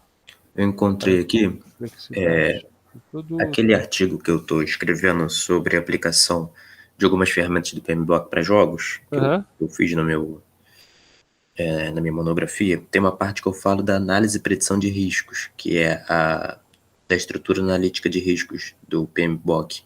Eles chamam de EAR, né? Estrutura analítica de riscos. E lá eles definem os riscos em algumas categorias. São 4 categorias: risco técnico, risco externo, organizacional e de gerenciamento de projetos. Dá só um minutinho aqui que eu vou escrever isso aqui. Técnico. Risco externo. Externo? Isso. Por exemplo, o clima, né? Se você está num projeto de construção civil. Isso, por exemplo, condições climáticas é uma delas. E é genérico, porque todo projeto de construção civil vai viver disso. Vamos lá, externo. Organizacional. Pode dar um exemplo?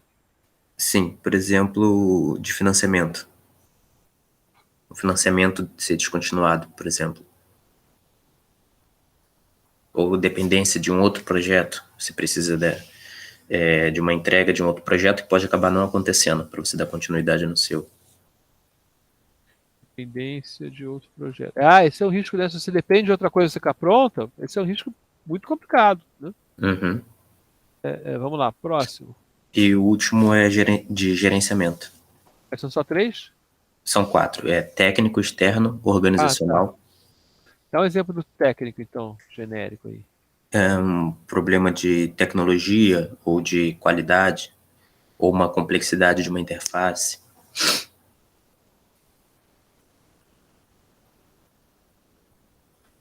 Isso, então se você tem outro sistema que você vai usar lá, né, você pode ter uma complexidade maior do que você esperava, né? Ou pode ser um desempenho do outro sistema também, né? Um desempenho ou um problema de confiabilidade de outro sistema. Bom. E de gerenciamento? Deixa eu voltar na minha tela para Voltar pegar lá. os exemplos. Isso. De gerenciamento, aqui eu listei, por exemplo, de planejamento, um problema de cronograma ou de comunicação entre a equipe, um erro de estimativa. Ah, eu gosto desse. Que é uma coisa muito comum em software. Esse é o PMBOK, está usando a quinta ou a sexta edição? Eu não lembro, deixa eu verificar se eu Vou botar menciono aqui, aqui. sexta edição. Vou deixar o PMBOK aqui. Tá? E agora, os específicos. E aí é isso. Então, pessoal, a gente aqui falando, né? A gente achou vários riscos genéricos que aparecem em qualquer condição. Né? Sempre vai ter um risco de erro na estimativa. Esses riscos, a gente sabe que eles existem e pode fazer uma lista enorme, mas essa lista não vai caber ali.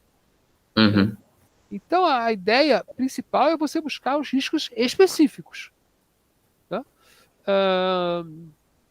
Então, e os riscos prováveis. Também um risco improvável também você não deve se preocupar muito aqui. Em casos específicos, né, você pode tratar. Então, por exemplo, você está fazendo esse projeto aí, final, né, para um projeto final, vou fazer meu projeto final aqui. Meu projeto final, então vou fazer esse PMBOK aqui para o meu projeto final. Né? Porém, eu estou supondo, né, que eu vou ser aprovado em AD, né, em análise de desempenho. Né? Mas eu não tenho muita certeza que vou ser aprovado.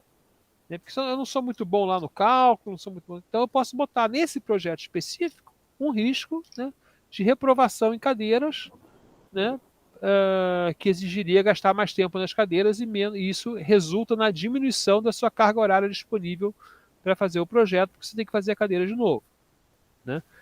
Assim, esse risco ele é um risco bastante genérico aqui no DCC, né? Mas ele não é um risco genérico de projetos. Né? Então ele é um risco desse projeto só. Né? E vários alunos que eu tenho já falam, não, eu já planejei aqui, vou fazer AD de um lado, numa vez, vou fazer redes no outro semestre, né? Porque a gente sabe que essas cadeiras são difíceis, então para poder passar precisa dedicar muito tempo, não dá para dedicar tanto tempo para as duas, então eles mitigam o risco de ser reprovado em AD ou em redes, né? Fazendo uma cadeira em cada período. Né? Acho que isso vocês podem entender facilmente. Né? Não sei se já chegaram no ponto que aprenderam que é difícil fazer AD e redes. Né? Então é muito importante a gente olhar, né? Olhar mais os nossos riscos específicos nessa discussão. Tentar ver se tem. Porque os riscos genéricos você vai descobrir sempre. Específicos, né? São o foco maior do Canvas. Tá? Estão me acompanhando, né? O Marcos está me ouvindo, mas vocês aí estão. Bom, vocês estão mexendo lá no Project Model Campus. Né? Então vamos lá que a gente tem 20 minutos. Né? Linha do tempo. Linha do tempo é o mais molezinha, vamos dizer assim, né? Porque você já tem os grupos de entrega. Então você tem que pegar o quê? Eu tenho que pegar, né? Os meus, deixa eu pegar aqui, né? As minhas entregas, né? Aqui minhas entregas, né? Que tem que vir dos requisitos, né? Lembrar disso. Vou até voltar lá nas entregas. Estou voltando, ó. As entregas tem que vir daqui, né?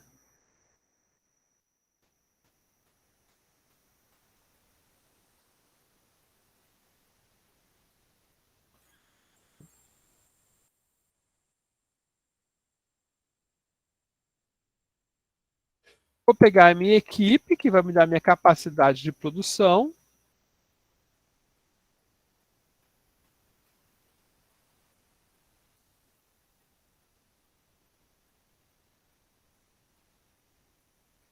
Vou fazer uma estimativa. Eu diria até que é uma estimativa bem fuleira, bem, né, grandes, o que eu quero, né? Vou pegar, né, o meu objetivo, que tem um prazo também, né? e vou criar, então, a minha linha do tempo, né? E a gente cria a linha do tempo realmente só marcando. A gente divide em 4 etapas e marca as etapas aqui quando você acha que pode gastar, rasgando o seu post-it ou cortando, né? Uma tesourinha, se for mais, mais, mais apropriado. Né? Então, aqui, veja só, isso aqui é um resultado, né? E ele é uma estimativa, né?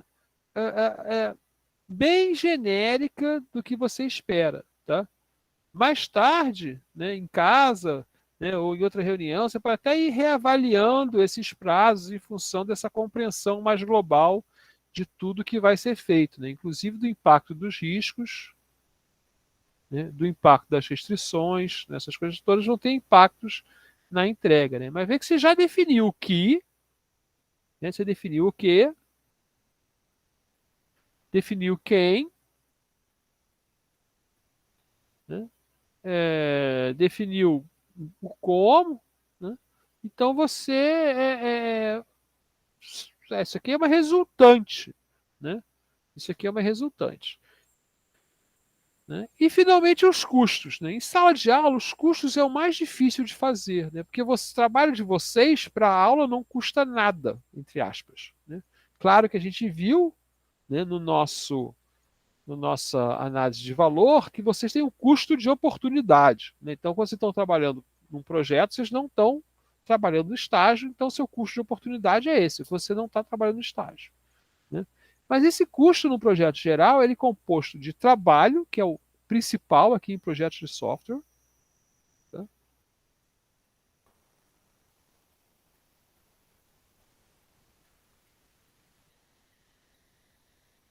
Né? Material, tipo computador, papel, café, né? E contratações. Vou ter que contratar aqui uma sala, né? Vou ter que contratar limpeza, vou ter que contratar comprar o Unity, sei lá, né? Comprar X e Y, né? O nosso custo de trabalho geralmente domina. E a gente calcula esse custo em esforço, que é uma coisa que a gente vai fazer no final do curso. Né? A nossa palavra é esforço. Pessoas mês. E aí, rapidamente, se você paga salário, né, se você contrata as pessoas, você consegue traduzir isso, né, num custo médio de hora. Né?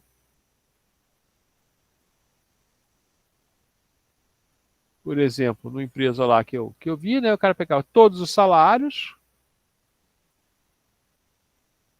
né, todos os custos, aluguel, luz, gás, telefone. Esses custos têm uma característica na empresa de software. Geralmente eles são proporcionais à quantidade de pessoas. Né? Então, por exemplo, meu salário médio, é uma coisa bem legal, é 10 mil reais, mas eu gasto 800 reais por mês para manter a pessoa trabalhando na minha empresa. Então, cada pessoa custa 10.800 reais, em média. Né? Significa que, né, se eu tenho um projeto que vai durar 40 pessoas mês, ele vai me custar. E aqui a gente coloca depreciação do computador, etc. Depreciação de tudo que é capital. Né? Que a gente tem aqui o custo de capital, a gente bota depreciação é quanto você acha que o seu capital, né, por exemplo, computador, seu caixa de capital perde valor em um certo tempo. Né? E aí você tem o custeio, né? A operação.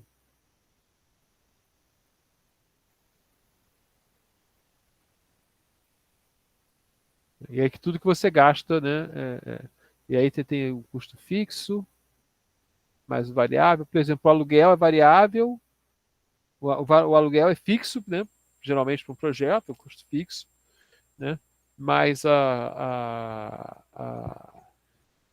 sei lá, não estou conseguindo imaginar aqui um variável, mas existem custos que são variáveis. Então, 40 pessoas mês, né, vão custar, né, 10.800 vezes 40, né? Que é 4 vezes 18, é 8 vezes 9. É 72. Cadê o meu cursor?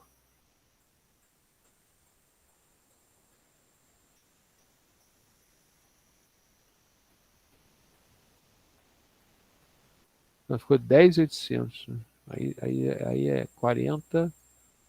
Ah, meu Deus.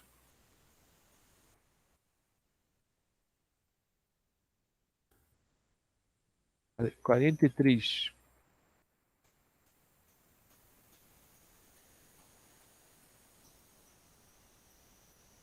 Não é 1.432. É 32 mais 400. Ok. Bem fácil fazer essa conta, né? Podia ter feito. É 32 mais 400. 432 mil. Né? E normalmente, por exemplo, esse projeto poderia ser feito por em média, 4 pessoas, 10 meses. Mas talvez, né, na verdade, você precise de 2 pessoas por 2 meses, né? 4 pessoas por alguns meses, e aí 6 pessoas nos 2 meses finais. Mas, em média, 4 pessoas por 10 meses. Tá?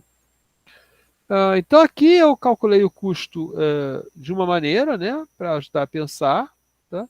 Mas você tem que botar aqui o custo por entrega. Tá? Mas no início eu vou ter que gastar muito dinheiro porque eu tenho que comprar computador. A tela de empréstimo, né, para lançar a tela de empréstimo custou 11 mil. Então, você pode calcular de várias maneiras, mas você tem que entender aqui ao longo do tempo. A ideia é que você vai entender ao longo do tempo qual vai ser o custo. Tá? Então, para entregar isso aqui, né, não interessa que ele vale menos, eu vou ter que gastar 11 mil reais aqui nesse pedacinho. Nesse pedacinho aqui eu vou gastar 3. Nesse pedacinho aqui eu vou gastar 3. E nesse pedacinho aqui eu vou gastar 3. Ok?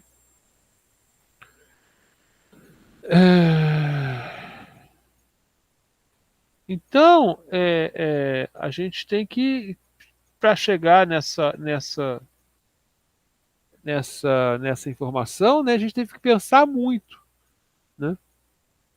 E, obviamente, o quanto depende muito do quando. Né? Porque você pode ter que empacotar o custo em meses, né? ou abrir o custo em vários meses. Né? Então, agora a gente falou de várias coisas. E eu vou chamar então o Marcos a fazer o comentário que ele queria, porque a gente acabou a fase de concepção, né? E vai passar para a fase de integração. Vai lá, Marcos. Eu ia falar isso na aula passada, quando a gente estava numa discussão sobre a agilidade que traz o PMC, mas como estava um pouquinho corrido, eu não quis atrapalhar. Em alguns anos atrás, acho que foi em 2018, numa consultoria para uma distribuidora de bebidas aqui de Nova Iguaçu, no centro de distribuição de bebidas, na verdade no centro de distribuição geral, mas basicamente era um estoque de bebidas. O pessoal estava com alguns problemas e eles usavam muito o PMBOK para fazer tudo. É uma empresa grande e que tem culturalmente, assim, gosta de fazer termo de abertura de projeto, fazer tudo. Cada um dos muitos documentos, são 17 documentos, vamos dizer assim, mais típicos do PMBOK. E o pessoal fazia para tudo. E aí uma ideia foi tentar utilizar para a solução mais ágil que eles estavam procurando, o PMC, tentar usar um Project Model Canva para tentar tornar a situação um pouquinho mais ágil, pelo menos para eles irem traduzindo o que eles faziam muito, muito passo a passo para uma coisa mais holística, onde todo mundo pudesse trabalhar ao mesmo tempo, que era basicamente a origem do problema deles. Eu só estava ajudando nessa, não tinha muito poder de barganha com eles, Mas ocorre que, depois da proposta, eles começaram a tentar utilizar o Canva que a gente está estudando nessas últimas aulas, mas o resultado não foi o resultado esperado. Talvez pela cultura que eles já tinham, o que aconteceu é que eles fizeram um Canva gigante, muito grande, contendo praticamente todas as informações que eles iriam colocar nos documentos anteriores. Simplesmente eles mudaram do documento, vamos dizer assim, um texto corrido, para jogar tudo no Canva. É como se vocês pegassem, para cada uma daquelas caixinhas, colocassem 10, 20 ou até mais post-it, se fosse colocar em post-it, e não surtiu o efeito desejado. Então, assim, o objetivo do Canva tem muito a ver com todo mundo conseguir entender o todo, o que está acontecendo. Então, favorecer essa agilidade, essa troca e comunicação entre os integrantes da equipe. Então, acho que é um comentário relevante para a gente prestar atenção nos objetivos do porquê que a gente usa a ferramenta. Não usar a ferramenta a esmo. Porque mesmo numa empresa grande, eles tinham, na época eu lembro de uma engenheira da qualidade e um gerente de processos. Os dois certamente conheciam o PMC, mas mesmo assim, mesmo conhecendo, sabendo para que serve, e fora dois white belt, que não eram do CDD, mas que trabalhavam para a empresa e que estavam juntos na aplicação daquele projeto, mesmo assim, deu totalmente errado. No sentido de tivemos que voltar a estar ao passo anterior e conversar novamente, pedir novamente para fazer o que a gente já tinha conversado, ou seja, propor a utilização de outro Canva, resumir aquilo ali, porque não adiantou nada. Se eles procuravam agilidade, aquele caminho não estava funcionando, o que é muito ruim para uma consultoria, porque assim, era uma consultoria de acho que 11 meses, o período total, e a gente já estava quase na metade. Então, a gente já estava numa fase de ir lá 2 vezes por mês. Então, foram 15 dias assim, de desperdício, que atrasaram o tempo do projeto deles mesmo. Então, assim, é importante ter em mente para que serve o PMC. Não é um exercício só de aula. Não é uma coisa para a gente vir aqui fazer, e aí, beleza, ficou bonitinho, todo mundo fez, todo mundo participou, legal. Mas para que é isso aqui na prática? Como é que a gente vai usar isso aqui num problema real, numa empresa real? O objetivo não é ficar o mais completão possível, no sentido de, eu posso pensar, quantas premissas você pode pensar para o seu projeto? Pensa nas relevantes. Riscos, é a mesma coisa.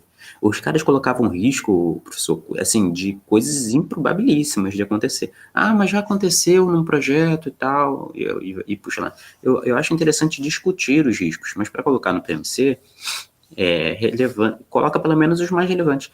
Nem que você vai colocar 10 riscos, coloque em ordem de probabilidade de ocorrência, pelo menos.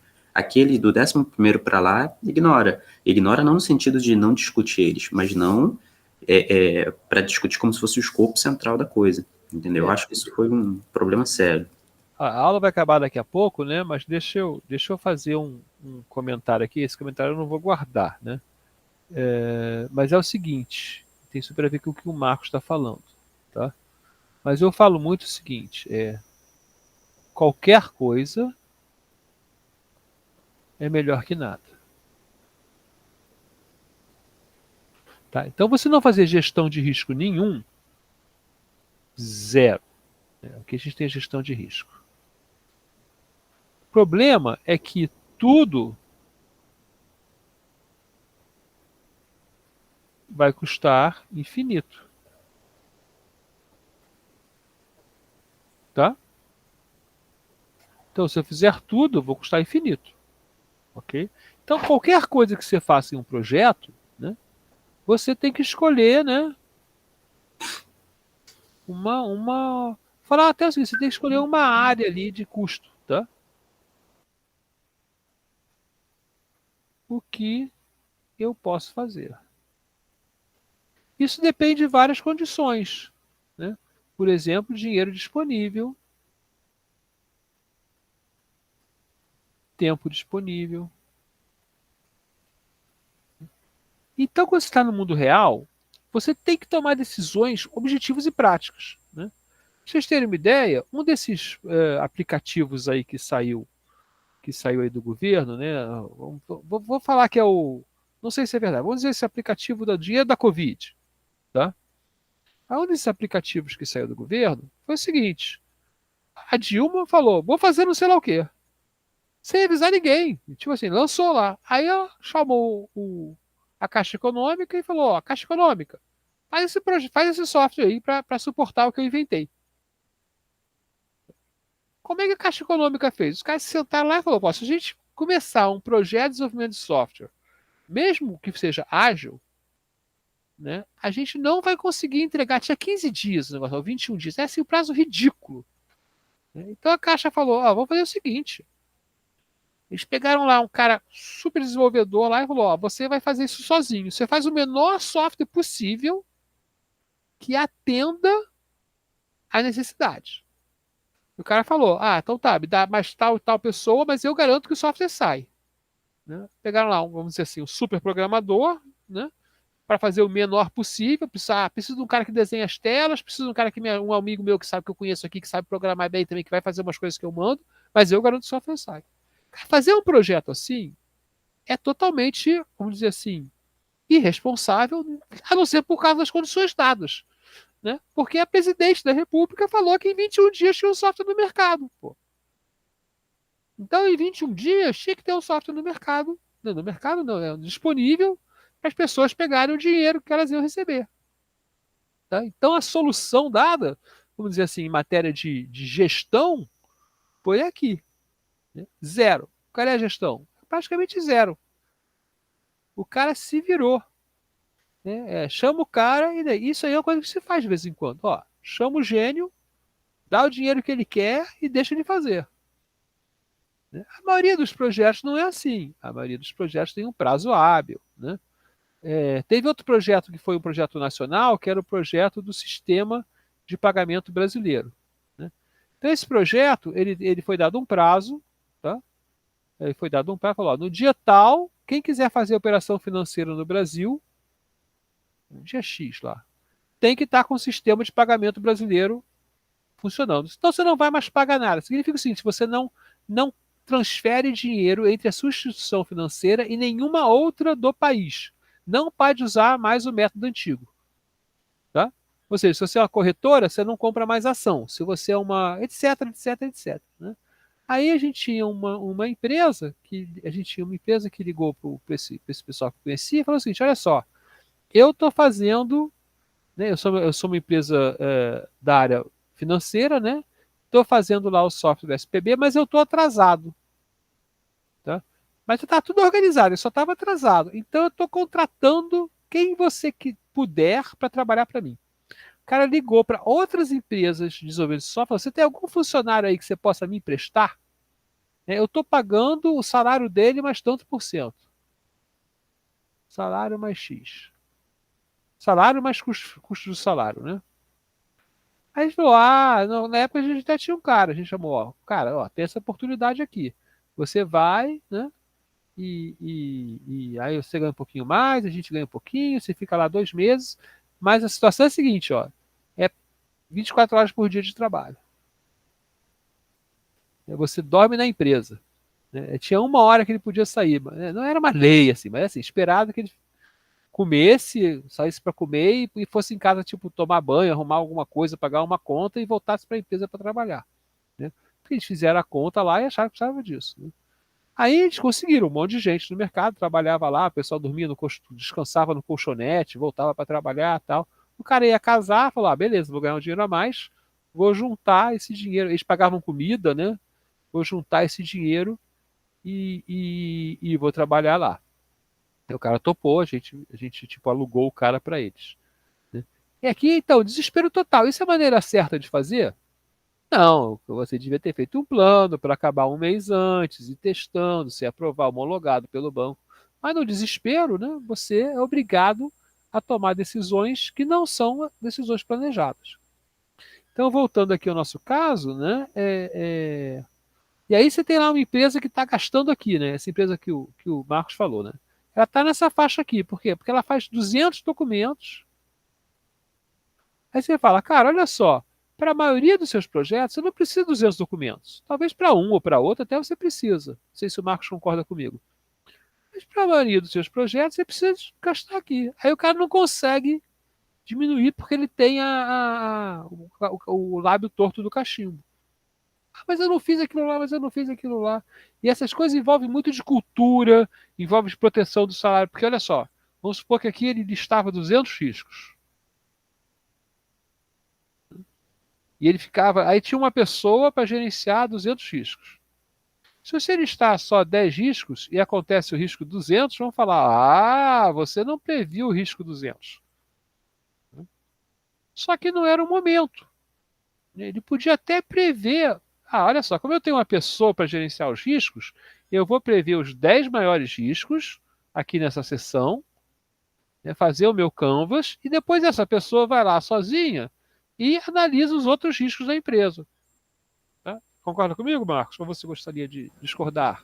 Não, eu concordo sim. E assim, além da questão do custo em termos financeiros, eles têm muito dinheiro, né? Eu não disse o nome da empresa, mas esses caras têm muito dinheiro. Só que eles não tinham tempo. Eles tinham que entregar coisas e eles achavam que ter dinheiro era a mesma coisa que fazer mágica do tempo. E aí colocava mais gente e aí esse mais gente tirava de outro lugar, porque eles também não contratam. Então eles pegam gente que já está na cultura deles e começou a virar uma bola de neve. Daqui a pouco eles tinham um montão de projetinhos assim, não desmerecendo, colocando projetos que eram para ser simples e que estavam tão concomitantes um com o outro, acontecendo em paralelo, que eles não terminavam. Não terminavam, e a ideia era justamente essa. Eles se viram desorganizados e por isso pediram ajuda, e eles não conseguiam entender como eles podiam estar desorganizados, dado que eles faziam tudo, mas era justamente porque eles faziam tudo que estavam desorganizados. E aí a gente tem a questão de projeto e programa, né, e a gestão de portfólio. Agora vocês chegam sabendo que existe, mas provavelmente não vou poder falar durante o curso, né? E tem assunto demais para falar. Então você tem que fazer uma gestão de todos os seus projetos ou programas, né? Que é um grupo de projetos específico, né? De maneira que eles façam sentido juntos, né? Sejam priorizados. Você fala, vou atender esse aqui, depois o pessoal atende o outro, né? E aí tem aquela frase que eu gosto muito, que eu botei lá numa aula, né? Somar pessoas a um projeto atrasado de software, vou botar aqui.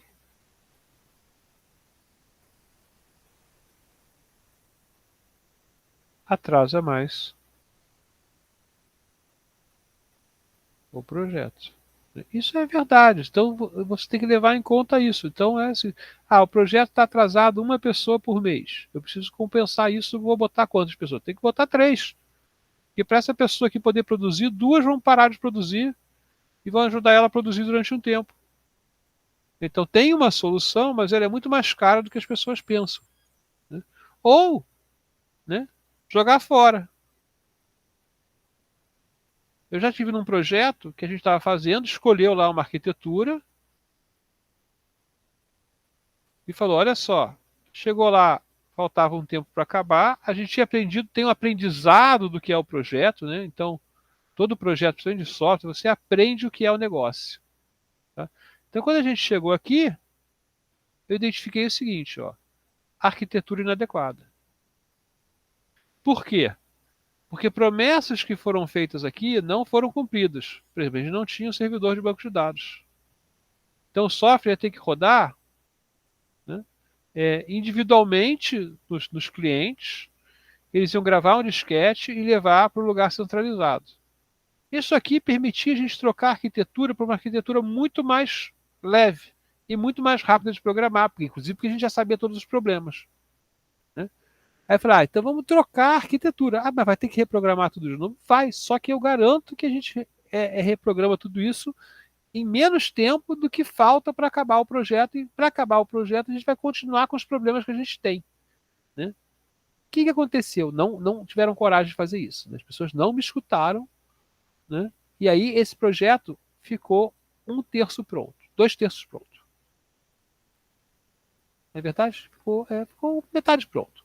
A metade que ia, a gente conseguiu acabar essa metade que ia para os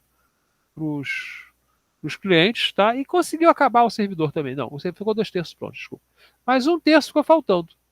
Esse terço eu fiz nessa tecnologia, a gente fez em uma semana. Eu fiz sozinho, em uma semana. Então tá, então a gente não tem esse terço, eu vou fazer. Fiz em uma semana, né, usando a tecnologia que eu propunha, que era mais rápido.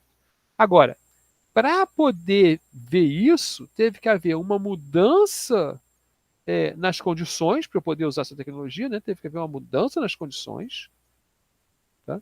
E teve que haver também porque eles não entregaram, na verdade, então a gente podia usar uma tecnologia mais simples de programar, porque eles não entregaram as coisas que a gente estava fazendo para arquitetura complicada. Isso numa época que não tinha web, tá? Era rede local, com marca, cada rede funcionava de um jeito, era uma confusão desgraçada, certo? E, por outro lado, teve que ter um grande conhecimento do conteúdo do projeto, né? Da área de domínio, que a gente só alcançou depois de meses de programação. Depois de meses de conversar com o usuário, fazer análise, descobrir o que era, levantar os dados, tal, tal, tal, a gente começou a programar e viu, essa arquitetura para essa condição aqui não vai funcionar, não é tão boa, é muito lenta, porque a gente não vai ter servidor, pode rodar o software no local, né? Mas aí a gente podia então reprogramar tudo muito rápido e não foi feito. Eu acho que foi um erro, né? E depois eu falei, vocês erraram, vocês deveriam ter confiado em mim que estou avisando, era o responsável técnico, né?